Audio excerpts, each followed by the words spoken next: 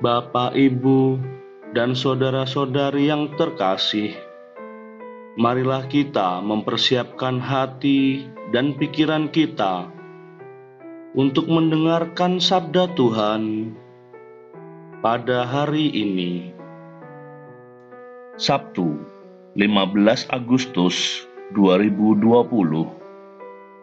Bacaan pertama, bacaan dari kitab Yehezkiel,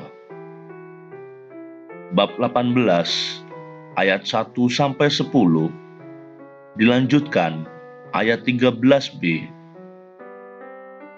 30-32. Maka datanglah firman Tuhan kepadaku, "Ada apa dengan kamu, sehingga kamu mengucapkan kata sindiran ini di tanah Israel? Ayah-ayah makan buah mentah, dan gigi anak-anaknya menjadi ngilu. Demi Aku yang hidup, demikianlah firman Tuhan Allah, kamu tidak akan mengucapkan kata sindiran ini lagi di Israel. Sungguh, semua jiwa Aku punya, baik jiwa ayah maupun jiwa anak Aku punya, dan orang yang berbuat dosa itu yang harus mati. Kalau seseorang adalah orang benar, dan ia melakukan keadilan dan kebenaran, dan ia tidak makan daging persembahan di atas gunung, atau tidak melihat kepada berhala-berhala kaum Israel, tidak mencemari istri sesamanya, dan tidak menghampiri perempuan waktu bercemar kain, tidak menindas orang lain, ia mengembalikan gadaian orang, tidak merampas apa-apa, memberi makan orang lapar, memberi pakaian kepada orang telanjang, tidak memungut bunga uang atau mengambil riba, menjauhkan diri dari kecurangan, melakukan hukum yang benar di antara manusia dengan manusia, hidup menurut ketetapanku, dan tetap mengikuti peraturanku dengan berlaku setia, ialah orang benar, dan ia pasti hidup. Demikianlah firman Tuhan Allah. Tetapi kalau ia melahirkan seorang anak yang menjadi perampok dan yang suka menumpahkan darah atau melakukan salah satu dari hal-hal itu, memungut bunga uang dan mengambil riba, orang yang demikian tidak akan hidup.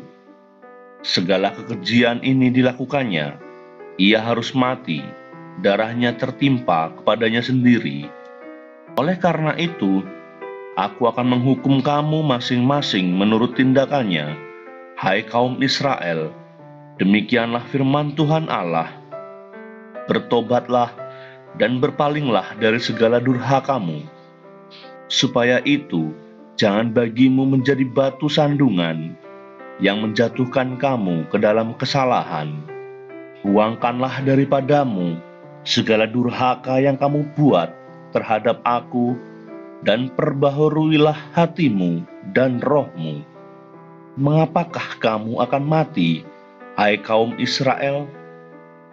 Sebab Aku tidak berkenan kepada kematian seseorang yang harus ditanggungnya. Demikianlah firman Tuhan Allah.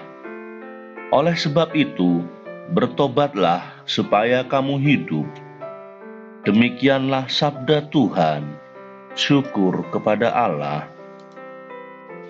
Tuhan beserta kita sekarang dan selama-lamanya.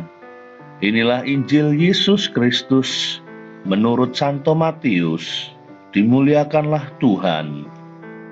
Injil Matius bab 19 ayat 13-15. Lalu orang membawa anak-anak kecil kepada Yesus supaya ia meletakkan tangannya di atas mereka dan mendoakan mereka. Akan tetapi murid-muridnya memarahi orang-orang itu.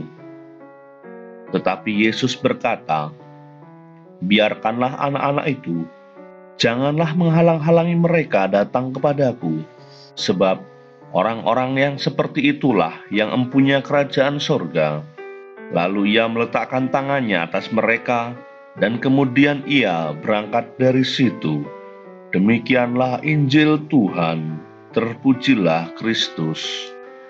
Dalam Injil hari ini, Yesus membiarkan anak-anak datang kepadanya, sebab orang-orang seperti mereka mempunyai kerajaan surga. Lalu Yesus meletakkan tangan di atas mereka. Tindakan Yesus yang menerima anak-anak kecil dan memberkati mereka menunjukkan kepada kita sifat kebapaan Allah yang Maha Rahim. Menunjukkan kepada kita sifat kebapaan Allah yang Maha Rahim ada dalam diri Yesus, seperti seorang ayah yang rindu dan sayang kepada anak-anaknya. Demikian juga Yesus rindu menerima kita untuk datang kepadanya. Lalu, mengapa Yesus mengatakan bahwa orang seperti anak-anak kecil inilah yang memiliki kerajaan surga? Hati seorang anak kecil yang juga adalah milik kita dulu bisa membantu untuk bertumbuh dalam mengimani Yesus dalam kehidupan beriman. Anak kecil biasanya menyenangkan hati bapak dan ibunya. Kehadiran anak kecil dalam sebuah keluarga menjadi hadiah yang menyenangkan. Hidup kita sebagai orang beriman juga harus menyenangkan kepada Allah. Jika kita bersikap dengan suci murni dan selalu percaya sepenuhnya pada penyelenggaraan Allah dalam hidup kita, dan kita tidak mendua hati, apalagi mencobai Allah, dan kita selalu percaya dan selalu mengandalkan Yesus, maka kita akan beroleh hidup yang kekal, sama seperti anak-anak itu memiliki kehidupan di surga. Allah Bapa Maha Kudus, kami bersyukur Engkau telah berkenan membuka pintu kerajaan surga bagi kami melalui perantaraan Yesus Putra-Mu terkasih. Semoga kami selalu mengakui, selalu mempercayai bahwa Dialah jalan, kehidupan, dan kebenaran kami dalam segala tingkah laku kami. Amin.